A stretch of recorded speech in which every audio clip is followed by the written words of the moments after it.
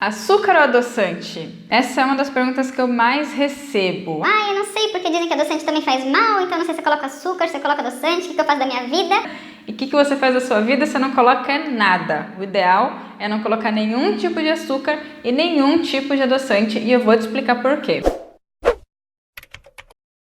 A primeira coisa, independente do açúcar ou do adoçante, o que você está fazendo é saciar o seu paladar com o que ele está pedindo, que é o doce. Com a alimentação que a gente segue, dentro da nossa sociedade e da nossa criação, a gente está acostumado a comer coisas doces ou salgadas, né? A gente esquece que existe um meio termo aí, né? Então a gente não consegue comer legumes que esteja sem sal, porque senão ele não vai ser nem doce nem salgado e isso para o nosso paladar não é aceitável. Mesma coisa, fruta, um suco de fruta, qualquer outra coisa, né? Ou tem que ser super doce ou tem que ser super salgado. Só que o problema disso é que enquanto a gente der para o nosso paladar o que ele está pedindo, ele vai continuar pedindo. Então não adianta você fazer um doce fit, encher de adoçante, porque você vai continuar precisando comer o doce.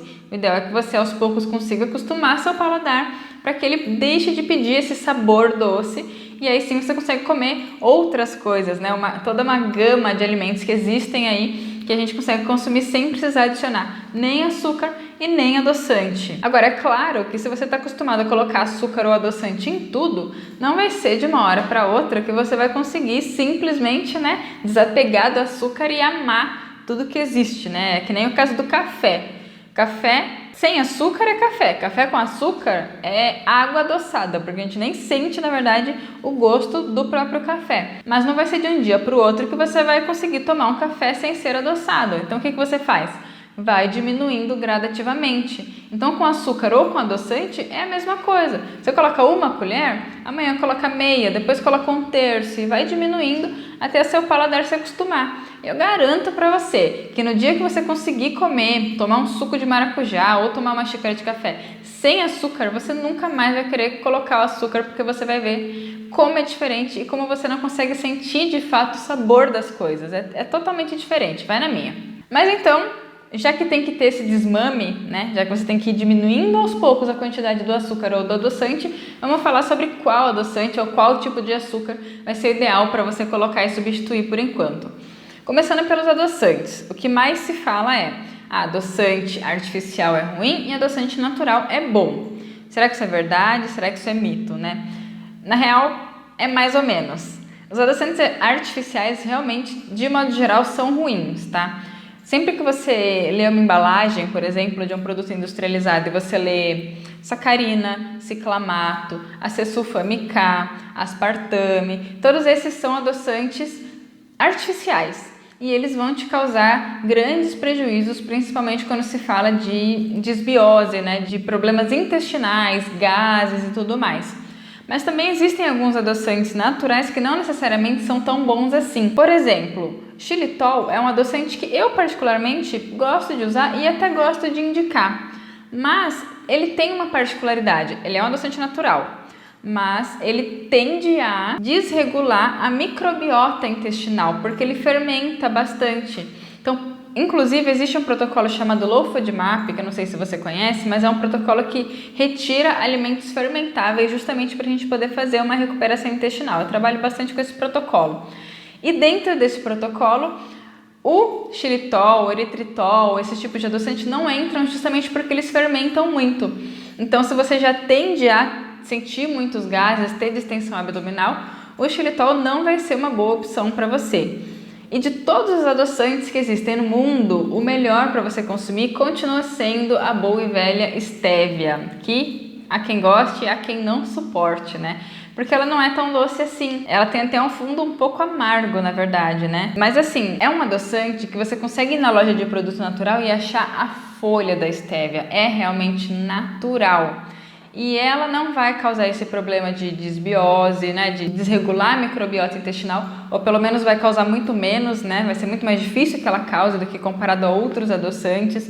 Então, o ideal entre os adoçantes seria a stevia, tá? Agora, falando de açúcar, é claro que o pior de todos vai ser o açúcar branco, Mas existem açúcares um pouco melhores que também você pode substituir. Então, vindo da linhagem ali de açúcar da cana, de etapas do açúcar, o demerara é o mais indicado. Ele é um açúcar cristal mais escurinho, né? Então ele tem uma etapa de processamento bem anterior, então é mais ideal entre todos os tipos de açúcar advindos da cana. Mas também tem o açúcar de coco, que é muito interessante de ser consumido. De novo, é um tipo de açúcar, não é que ele faz bem, ele é muito melhor do que outros adoçantes e do que outros açúcares, tá? Então, vamos colocar aqui os 3 melhores produtos para você consumir, já que você não consegue ficar sem adoçar. Vai ser estévia, açúcar demerara e açúcar de coco. E também tem um 4º tipo de adoçante, que é a talmatina. Mas a talmatina é um adoçante que você não encontra assim, produto final no mercado para você comprar e colocar no seu café. Ele é um tipo de adoçante que a indústria vem utilizando, aquelas marcas que se preocupam mais porque ele ainda é bem caro. Mas as marcas mais preocupadas, que realmente querem oferecer um bom produto para o consumidor, já vem colocando a talmatina como fonte de adoçante aí nos produtos. Então, se você ler um rótulo e ver que o produto é adoçado com talmatina, isso é bem interessante, é bem bacana, tá? Mas, infelizmente, a gente não consegue achar ainda, justamente por uma questão de preço, ser inviável de estar na prateleira de mercado, né? Vamos ver se mais pra frente ela começa a aparecer. Agora, será que é melhor ir diminuindo o açúcar até você conseguir chegar no zero? Ou será que é melhor substituir o açúcar por um adoçante? Aí sim, quem sabe diminuir até você chegar no zero e não precisar de nada. A verdade é que o ideal é você continuar com açúcar em pouquíssima quantidade, porque aí sim ela não vai te prejudicar tanto, por toda uma questão de carga glicêmica. Se você faz um bolo, por exemplo, mas nesse bolo você coloca muita coisa boa, você coloca farinha de amêndoas, você coloca chia, linhaça, castanha, semente de girassol, muita coisa legal, muita coisa saudável. E aí você coloca uma colher de açúcar de coco ou uma colher de açúcar demerara. Se você for colocar isso para um bolo inteiro, né, e você for cortar, vai dar que seja, por exemplo, uma colher de chá rasa de açúcar de coco para uma fatia de bolo que tem todas essas outras coisas que são ótimas associadas, a gente consegue fazer, mesmo com açúcar, uma fatia de bolo ter uma carga glicêmica baixa, que não vai te prejudicar tanto assim. Porque se você for contar no final do dia, você não vai ter consumido muito açúcar, né? Só que para isso, você vai ter que conseguir ir justamente adequando o seu paladar para conseguir colocar pouco. E aí sim, para comer num bolo, você nem precisa, talvez, fazer o bolo sem açúcar nenhum. Se você conseguir retirar o açúcar do seu suco, do seu café, se você conseguir substituir aquele pão que diz que é integral, mas que não é integral nada do mercado por um pão realmente de qualidade, né? Aí sim não vai te prejudicar. Então tudo é um conjunto. Eu não posso indicar que você continue consumindo açúcar se você não tem como garantir para mim que você está consumindo realmente só em um momento específico do dia e que no restante do dia você consegue não adicionar açúcar ou adoçante em nada. Então, o que eu tenho como opinião dentro dessa história de açúcar e adoçante? O problema maior não é o açúcar ou o adoçante. O problema maior é que as pessoas não sabem comer. As pessoas não sabem controlar a quantidade daquilo que elas comem. Então, muitas vezes, a pessoa faz um bolo, por exemplo, não sei se é seu caso, mas eu vejo muito dentro do consultório. Faz um bolo fit, coloca lá adoçante e várias outras coisas, só que por ser fit, ela come muito. Ao invés de comer uma fatia, ela come 3, 4, ela come metade do bolo em um dia, né? Ao invés do bolo dar para a semana inteira, dá para 1, 2 dias, porque é fit. Então, usa essa estratégia como uma muleta para poder comer mais. Isso é um descontrole. Então não adianta nada querer colocar os melhores ingredientes dentro de um doce, dentro de um bolo, se você não tem a consciência de comer devagar, de comer controladamente e de controlar justamente a quantidade daquilo que você está comendo. Quando a gente começa a comer com consciência, quando a gente começa a colocar de fato a atenção naquilo que a gente tem no prato e a ter a noção e até a consciência de que tudo que a gente põe para dentro da gente passa a fazer parte da gente, das nossas células, aí sim não vai fazer mal comer uma fatia de bolo com açúcar durante o dia.